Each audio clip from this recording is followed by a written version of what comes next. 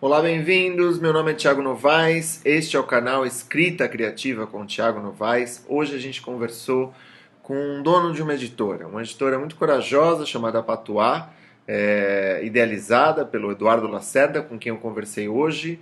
E o Eduardo vai contar um pouco sobre como é publicar uma parte substancial da prosa e da poesia contemporânea brasileira, como que ele faz e quais as dicas que ele dá para os escritores iniciantes. Então, com vocês, Eduardo Lacerda, bora lá. Bom, Eduardo, muito obrigado por ter aceitado o convite, participar aqui do canal, tudo bom? Ótimo. Cara, Eduardo, primeira coisa que eu queria te perguntar é como que surgiu a ideia da Patuá? Assim, quando você chegou e pensou, falou, vou abrir uma editora com as próprias forças, sozinho, uma banda de um homem só, e publicar 50% da prosa contemporânea brasileira em São Paulo. Ah, não, estou longe disso. Acho que a Patuá publica um pouco mais de poesia, apesar de cada vez estar ampliando mais o número de prosa publicada também. Legal. Mas é uma coisa que foi acontecendo sem muito planejamento, né? Eu editava uma revista literária no curso de letras quando eu era aluno, isso em 2001, então já tem quase 15 anos, quase 15 anos. A gente lançou o primeiro número dessa revista. Quando eu comecei o curso de letras, eu percebi que lá dentro da FEFLET, da faculdade, não tinha nenhuma revista. Os alunos estavam totalmente distantes da produção contemporânea. Também não conhecia nada, né? Tá entrando ali. E aí comecei a encher o saco de meio mundo para a gente fazer uma revista literária. Consegui apoio da diretoria da faculdade. O diretor na época falou, olha, não posso dar dinheiro, mas eu dou a gráfica. E era só isso que a gente precisava, né? Uma gráfica na mão inteira para fazer o que a gente quisesse. E aí eu consegui coeditar, eu editei com uma poeta chamada Andréa Catropa, aqui de São Paulo, essa revista. Saiu um número em 2002 e em 2004. Aí a revista acabou, como toda revista literária, ela só chega até o segundo ou terceiro número. Aí eu comecei um jornal de literatura chamado Casulo. A gente chegou a 10 números e agora eu vou fazer esse ano mais 2 números. Legal. Teve uma época que a gente teve patrocínio da Prefeitura de São Paulo, então o jornal chegou a ter distribuição gratuita e 30 mil exemplares cada número. Assim, era uma coisa absurda. A casa ficava cheia de jornais, a gente ficava distribuindo para o mundo inteiro e nunca acabava. Né? E aí, em 2010, eu já tinha publicado, então, entre revistas, jornais, fanzines e encontros, saraus, etc. Eu conheci boa parte desses poetas que estão publicando. Boa parte, não todo mundo, que é impossível, mas muita gente. E veio a ideia de montar uma editora. Né? Um amigo que trabalha na Edra, na editora Edra, disse que eles estavam com uma máquina digital e ia começar a fazer tiragens a partir de 50, 100 exemplares. E aí eu vi a possibilidade de montar uma editora que tivesse esse sistema enxuto de publicar uma tiragem pequena e ao mesmo tempo com qualidade. A impressão digital, então, ela foi decisiva para a abertura da editora. Seria impossível começar uma editora tendo que fazer tiragem de 500, 1.000, 1.500 exemplares, como há 5 anos atrás era obrigatório fazer. Né? E você começou quando? Primeiro ano? Quando eu comecei a editora, estava no comecinho ali, impressão digital. Tá. O primeiro livro a gente lançou em fevereiro de 2011. Tá. Eu passei 2010 montando a empresa, vendo o contador, vendo como viabilizar mesmo, como tira um prefixo editorial, como tira um ISBN, quais os registros que tem que ter, como tira o CNPJ, como legaliza uma empresa, para começar certinho. E aí 2010 foi um ano dedicado a isso. Em fevereiro de 2011 lançamos o primeiro livro. 2011 nós publicamos acho que só 19 títulos. Tá. Aí em 2012 já aumentou para uns 60. 2013 já foi de 80, e aí agora a gente está com uma média de 100, 120 títulos por ano. Né? 100, 120 títulos por ano, ou seja, um livro a cada 3 dias, mais ou menos? Um livro a cada 3 dias. Um livro a cada 3 dias, e você já tem uma sociedade, você tinha uma sociedade, né? Você abriu essa... eu abri a editora com a Aline Rocha, é uma poeta que agora finalizou o mestrado em teoria literária na UERJ. Ela saiu em maio de 2013, então desde maio de 2013 eu estou tocando a editora sozinho. E Né? você faz a confecção da capa, o design de capa, faz a revisão dos livros? Não. A gente tem o Leonardo Matias, que... Leonardo, assim, eu acho que o que eu defino ele não é um freela, não é um funcionário. A ideia da editora e ele trata cada livro como uma obra, cede não, né, dele, mas ele cede essa dedicação para fazer uma obra de arte para uma outra obra de arte literária, né? Então, assim, não dá para definir ele como alguém que está fazendo freela pra gente. Eu acho que ele é muito mais do que isso. Ele é um artista que virou parceiro mesmo, né? Apesar de ter uma relação, é o trabalho dele, ele recebe tudo, mas ele faz as ilustrações, projeto gráfico e eu faço a edição e todo o resto. E você edita mais ou menos qual a porcentagem dos originais que você recebe para os originais que você... Que eu recebo hoje em dia mais ou menos 150 originais por mês. Então, por exemplo, um mês que eu consiga publicar 10 livros, eu estou deixando de publicar outros 140. É claro que no meio desses 140 tem muita coisa assim que é ruim e tem muita coisa que também não condiz com a proposta da editora. Então, às vezes um livro é muito bom, mas é um livro de culinário, né? Não tem nada a ver com a proposta da Patois. Então não é que o livro é péssimo, é uma porcaria, é que ele tem que estar em outra editora. E infelizmente muitos autores não entram assim no nosso site para tentar saber qual o foco da editora, qual o escopo de trabalho, né? Vê lá a editora, eu vou mandar o livro. E acabam perdendo o tempo deles mesmo. Então, assim, livros acadêmicos, jurídicos, de administração, culinária, religioso, infantil e infanto-juvenil, tudo é coisa que a Patois não vai publicar. Então, se o autor também tivesse o interesse de procurar saber o que a editora faz, ele evitaria de gastar um tempo dele e o nosso, né? Claro. Mas assim, não esses 140, tirando... mesmo que eu tire 70% que não tem relação nenhuma com o nosso trabalho, e mesmo os livros ruins, assim, eu estou perdendo de publicar muita gente boa, só que eu não tenho sonhos de editar mais livros por mês. Eu faço tudo sozinho. Fazer tudo sozinho eu estou aqui falando com você, daqui meia hora eu vou sair correndo para ir no correio, aí amanhã é feriado, é meu aniversário amanhã, mas eu tenho que trabalhar, né?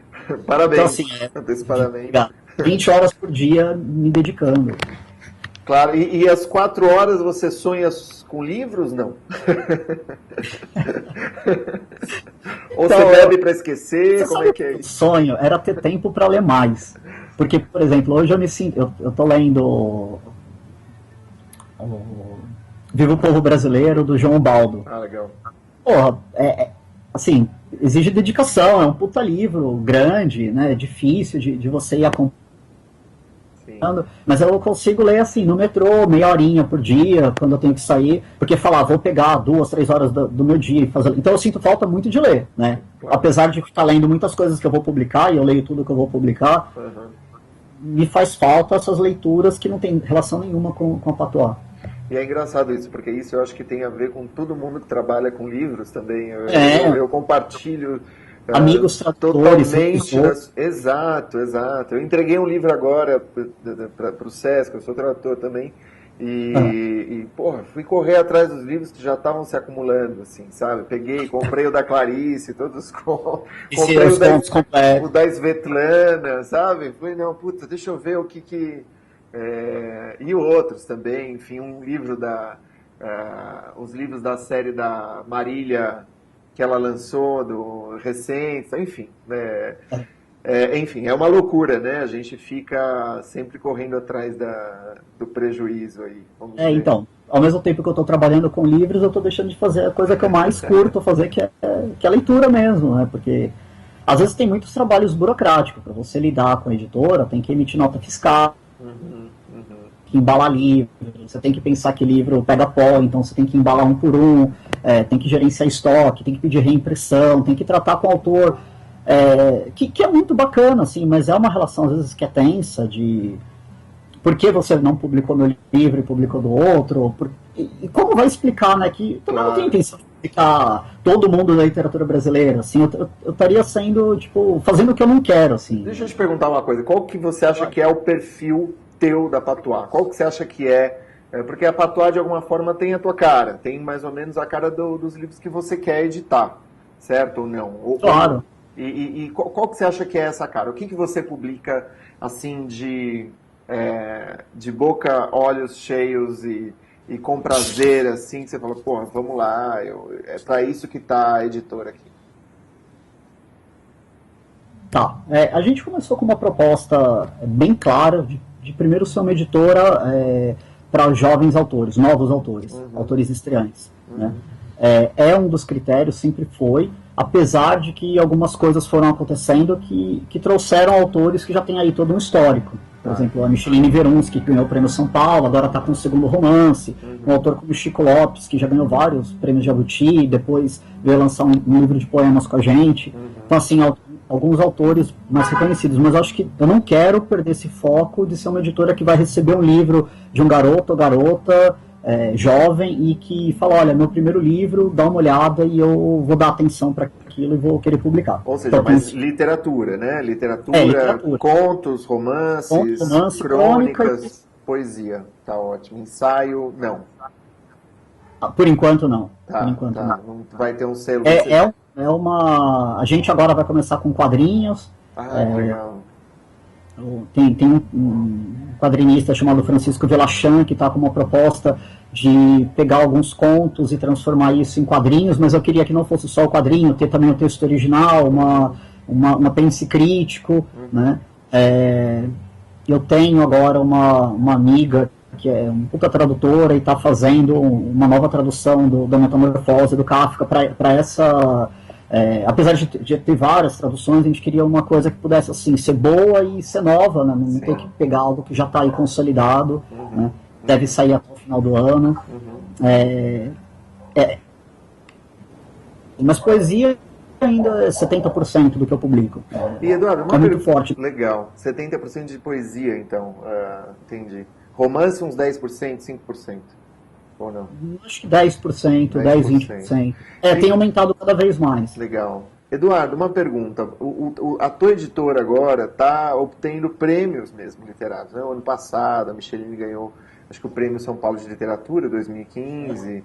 Né? Você mencionou o Jabuti. A Paula Fábio ganhou com romance em 2013. Paula Fábio com romance, exatamente. O que eu queria te perguntar, assim, à luz dessas boas novas, o que você acha que tem mudado, ou se acha que tem mudado ou não, em relação à receptividade das publicações de pequenas editoras, no nosso mercado, no nosso público de leitores, enfim. Você acha que existe mais abertura? Você está vendo isso?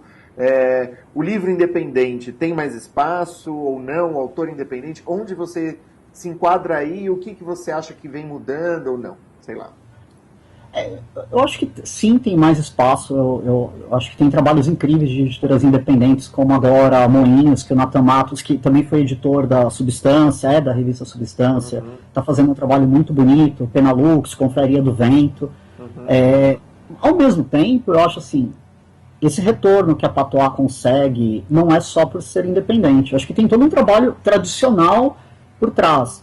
Primeiro, eu acho que a editora tem isso, assim, de tentar selecionar os livros bem. E tem esse trabalho de mandar para os críticos, mandar para as pessoas, mandar para professores, estar insistindo, que também não adianta ser só independente, fazer o livro e deixar ele morrer ali na praia. Claro, né? claro. Acho que tem que ter um certo investimento, que eu chamo de tradicional, de ir atrás desses caminhos mais tradicionais também. Publicar não é tornar público, né? É sempre necessário um trabalho posterior aí. Mas os Sim, e um livro ele não acontece de uma hora para outra. Sabe, tem livros que a gente demora 2 anos para conseguir um resultado que, sei lá, e se o autor desiste, se a editora desiste depois de 6 meses, depois de 3 meses, a coisa não vai acontecer mesmo. Claro, né? Então, claro. E uma pergunta, esse trabalho é um trabalho da editora, é um trabalho do autor, é um trabalho conjugado? É um trabalho conjunto, conjunto. Mas, por isso que eu falo, assim, é claro que, por exemplo, quem ganha o prêmio, é claro que é o autor. Mas eu sei que a editora tem lá a sua importância de sei lá, uma editora independente como a Patois, 2 vezes o prêmio São Paulo, eu boto livros aí muito bons. Uhum. Deu uma cortada, Eduardo. Alguns da Eutânia Ah, desculpa. Vezes, o Juiz para Morrer, o do Manuel Herzog, que eu já vi o ano passado. Tá me ouvindo agora? Agora eu estou te escutando, mas deu uma desaparecida. Você pode retomar 15 segundos para voltar a falar, por gentileza? Tá. Você tá me ouvindo agora? Tô te ouvindo, tô te ouvindo. Tá, beleza. Como eu disse, a gente sabe que quem ganha o prêmio é o autor, né? Ele que escreve, ele tem todo esse mérito, mas a editora tem uma importância, tem um trabalho, né? Então, eu acho que não é à toa, não é uma coincidência a Patois ter recebido. A gente ficou finalista do Oceanos, um ano, com o Guilherme Gontijo de Flores, ganhou o Jabuti com o Manuel Herzog, o terceiro lugar de poesia, 2 vezes o Prêmio São Paulo. Esse ano eu boto muita fé que a gente consegue ganhar outro Prêmio São Paulo, outro Jabuti. A gente lançou 3 romances muito bons. Na verdade, lançou vários, mas assim, alguns que eu poderia destacar também. O Para Fugir dos Vivos, da Eutânia André, que é um romance muito bacana, acho que tem chances. Então, assim, eu sei que o autor é fundamental, mas a editora também está fazendo um trabalho bacana, né? De garimpar, de ir atrás. Isso de trabalhar 20 horas por dia, eu não estou me dedicando só a vender livros e ganhar dinheiro, eu estou me dedicando a que o livro seja conhecido como literatura, ele seja lido como literatura. Existe o trabalho do produto livro que gera a renda para pagar minhas contas, e existe o trabalho com o produto livro, literatura, que é o que a gente ama, e ela se complementa. E uma pergunta, as livrarias finalmente estão mais receptivas a esses livros, pelo menos aos livros que ganharam os prêmios? Eu imagino que com certeza sim, né? Porque as livrarias são muito resistentes a receber... Sim, né? Não, na verdade quem é resistente às livrarias sou eu, né? Por mais que eles me liguem pedindo livros, eu falo não e vou continuar falando não. É uma política da Patois, não é que eu não gosto de livrarias, eu gosto, eu acho que precisa existir cada vez mais livrarias no país, não existe. Mesmo São Paulo, que é uma cidade grande, eu costumo dizer que São Paulo não tem livrarias, porque se você sai do grande centro, que é ali Vila Madalena, Paulista, esse centro rico, você tem toda uma periferia de 10 milhões de habitantes que não tem sequer uma livraria. Você vai encontrar algumas livrarias no shopping que vão vender best-sellers, mas você não vai encontrar um Guimarães Rosa, um Drummond, uma Clarice. Você não vai encontrar outros tipos de literatura. Sim. Muito menos literatura independente. E essa política de cobrar 50% do preço de capa, quer dizer, a livraria não teve custo nenhum, o autor não ganha 50% do preço de capa. Por que a livraria que não teve trabalho nenhum, ela tem que ganhar 50%, né? Concordo. Eu acho que precisava rever essa política. Exato, né? É verdade. Porque o cara nem compra, ele...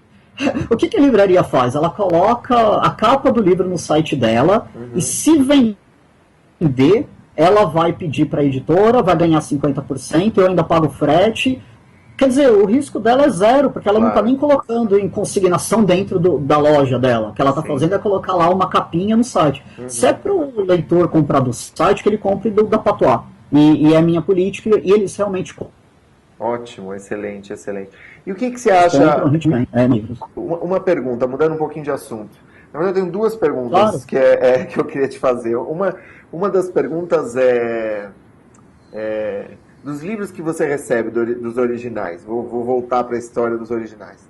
Quando você fala que os livros não são bons, você enxerga algum padrão do que não é bom? Você costuma falar, putz, de novo, o sujeito escreve desse jeito, esse jeito não é bom. Um olhar de editor, assim, um olhar crítico de editor. Quais você acha que são os erros mais comuns, assim, desses originais que você já dispensa de cara? Não aqueles que não tem a ver com, por exemplo, que é receita, não tem a ver com a linha editorial, mas os livros supostamente literários. O que você acha? Não, Thiago, mas é importante dizer o seguinte, a minha visão no recorte é só um dos recortes possíveis. Exato, eu sei. Mas queria saber o seu. Errar muito, sim. E aliás, essa angústia de tipo, nossa, como eu tô errando, como eu tô deixando de publicar coisas muito boas, Às vezes eu publico algo que eu acho que é bacana, depois eu até penso, isso daí era bacana a hora que eu decidi publicar, e depois não é tão interessante. E outra coisa que eu deixei de publicar foi para outra editora, que às vezes talvez não vai fazer nenhum trabalho tão legal quanto eu poderia fazer. Você sabe que, poxa, na minha mão aquilo ia dar um resultado tão melhor. Mas cometer erros faz parte, né? Tipo, é um risco, é uma aventura. Mas erros comuns, acho que a gente percebe assim que quando alguma coisa faz um sucesso imediato maior, muita gente decide escrever igual. Então, eu lembro que quando o Leminski estava vendendo muito, o que eu recebi de livros de jovens poetas que estão fazendo igualzinho. É bacana, porque tudo bem, você pelo menos está seguindo o Leminski ali, mas será que esse escritor vai conseguir uma hora se livrar e tentar entender a literatura como algo um pouco mais abrangente, vai ler outras coisas, ter outras referências, né?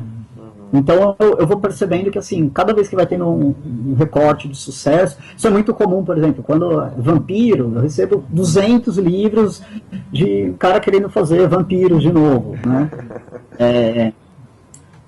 Acho que é um erro muito comum, assim, e também eu percebo que os escritores se preocupam em ler muito pouco, né? Conhecer muito pouco o que está acontecendo. Claro, não dá para generalizar, tem muita gente que está aí atento, mas acho que a maior parte, não, eu sou uma ilha isolada, escrevi, sou um gênio, vocês têm que gostar do que eu faço, e não é bem assim, né? Sim, com certeza. E agora, voltando para essa segunda pergunta que eu queria te fazer, vocês estão pensando em editar eletrônico? Vocês já editam e-book? Como você tem visto? Não tem editado e-book? Não edito e não tenho essa intenção. Pretende. Não pretendo. Pelo seguinte, a gente tem um modelo de negócio que a Patois não cobra a publicação, a gente nunca cobrou, quer dizer, nunca. De 400 livros que eu já editei, acho que 20 os autores preferiram pagar, mas 380 a editora que tirou do bolso e pagou. Né? E isso, quando o autor prefere pagar, é muito porque, eu tenho a grana, eu prefiro estar com o livro na mão, vender, eu mesmo fazer isso. A editora tem um trabalho por trás, tanto é que a gente não fala quem foi que decidiu pagar e quem não, todo autor é igual, tal, mas 380 livros eu fui lá e paguei o boleto, tal. Então assim, eu faço 100 exemplares, desses 100 eu preciso vender 60 livros impressos para pagar o custo, o autor recebe uma porcentagem, uma outra porcentagem eu uso para imprensa, para divulgação, né? Então assim, o e-book, eu acho que ele primeiro teria que vender por um preço menor, eu acho justo que seja um preço menor, né? Eu acho que ia tirar muito foco desse livro impresso e eu não ia conseguir pagar as minhas edições se eu estivesse fazendo os e-books. Eu penso sim, um dia, quando isso se popularizar, depois de, sei lá, de 5 anos que lançou o livro, ele já está pago, etc., lançar uma versão em e-book, né? Mas a Patois também tem uma política assim, o livro, o texto, nunca deixa de ser do autor. Então a gente não proíbe nossos autores, principalmente os de poesia, que é muito comum, a colocar o conteúdo todo no Facebook, no blog, etc. Então assim, se é para ler de graça, leia no Facebook, no blog do poeta. Não precisa eu ter um e-book e vender aquilo que já está de graça disponível. Né? O que eu vendo é o que eu transformei em objeto livro, é bem específico. Excelente, muito bom. Então acho que por enquanto não é o nosso foco. E Eduardo, e a iniciativa de montar um bar? Né? Você tem um bebê. Você abriu um bar recentemente, a gente até tem um amigo em comum, o Tarso, e falou, como é que, com tanto poeta aí pendurando a conta, como é que você vai sustentar esse bar? A pergunta o bar é para lançar livros, é para reunir escritores aí que estejam em São Paulo, é para ser... Qual é além de beber, né? A beber é sempre... importante, mas assim, como foi assim essa ideia de abrir o bar? Não, na verdade, assim, eu sempre tive a ideia de ter um bar, isso acho que desde que eu pensei em ter editora eu tinha a ideia de ser dono de bar também, frequentava bastante e tal. Mas eu acho que a ideia veio para ser uma livraria, espaço cultural e bar, que eu possa reunir os lançamentos da Patois, mas também de outras editoras. Várias outras editoras estão usando o espaço lá. Legal. A gente tem uma proposta que é, por exemplo, não cobrar esses 50%, 20% já resolve o nosso problema de caixa para manter esse espaço, que eu acho que é até um valor justo, né, para estar usando o espaço. Beber também, ter encontros, saraus, recitais, etc. Então a gente montou em dezembro do ano passado, já está com quase 6 meses, vai fazer 6 meses agora. E, bom, tô conseguindo pagar o aluguel e estruturando, né? Toda semana eu levo uma coisinha diferente para lá. Coloco um quadro, a gente vai, compra aparelho de som, compra geladeira. Então, acho que vai demorar ainda um ano para estar do jeito que eu quero. E espero continuar com esse espaço por muito tempo e fazer uma loucura, assim, que é um dia mais tarde ir abrindo filiais pelo país, assim. Olha só. Montar, sei lá, falar, vou abrir um Patuscada em Belo Horizonte, vou abrir um, sei lá, em Curitiba. Eu acho que tem espaço, assim, para você ter um espaço cultural que seja um pouco mais informal, independente, e seja para beber, vender livros, conversar de literatura, fazer leituras, né? Excelente, excelente. E onde que fica o Patuscada, Eduardo? Fica na Vila Madalena, um espaço... um bairro boêmio aqui de São Paulo. Que rua que é? Que rua? Hã? Que rua? Rua Luiz Murat, em frente ao cemitério São Paulo, perto da Praça Benedito Calixto, a Biblioteca Pública ao Seu Amoroso Lima. Sim, sim, ali na... Tem fácil acesso ali de alguns metrôs, metrô Sumaré, metrô Faria Lima. E Eduardo, para eu conseguir adquirir os livros da Patois, é pelo site... No bar você vende também? No bar tenho todos os livros e pelo site editorapatois.com.br. Aliás, no site, além da venda dos livros, também tem um link chamado Perguntas Frequentes, que pouca gente lê, mas que, em linhas gerais, coloca qual a proposta da editora, como funciona a publicação, né? E que é bem, acho que orienta o primeiro contato com esses autores que procuram a gente. E Eduardo, alguma dica para esses autores? Algum conselho que você gostaria de dar? Você que está aí na linha de frente dessas edições e teve essa iniciativa corajosa, eu considero muito corajosa, porque eu acho que acompanha muito essa mudança, essa vontade. A gente tem muitos autores bons mesmo, sabe? Que merecem expressão, merecem espaço, e eu acho que alguém que, né, tome o seu dia e tope transformar a sua casa em depósito de livros e suas 16 horas de dia em trabalho de editor. Algum conselho para essa turma que está, enfim, alguém que esteja um pouco desantenado e que fale, pô, gostei dessa editora, gostaria de editar com ela, com o Eduardo. O que você diria? Eu acho que dar conselho sempre pode parecer arrogante e prepotente pra caralho. Eu não gostaria assim. Eu acho que a gente vive um momento que é muito bacana pra literatura, que a gente detém todos os meios de produção. Hoje, sei lá, um cara na cidade mais afastada do país, se ele tiver um computador e um InDesign pirata, ele edita um livro, ele faz o livro acontecer. Então, acho que escritores nunca faltou para nenhuma cidade do país. Assim. A produção literária brasileira sempre foi muito boa. O que faltava eram os meios de produção para algumas regiões mais afastadas do país. Né? Então, artistas e escritores que podem fazer capa, projeto gráfico, e o outro escrever um puta livro, isso nunca faltou. Hoje, acesso ao computador também é muito mais fácil. Qualquer um pode fazer. Fazer é muito fácil. Divulgar é muito fácil. Você tem acesso à internet. É claro, a gente ainda tem lugares que não tem esse acesso, mas é muito menor do que há 20 anos atrás.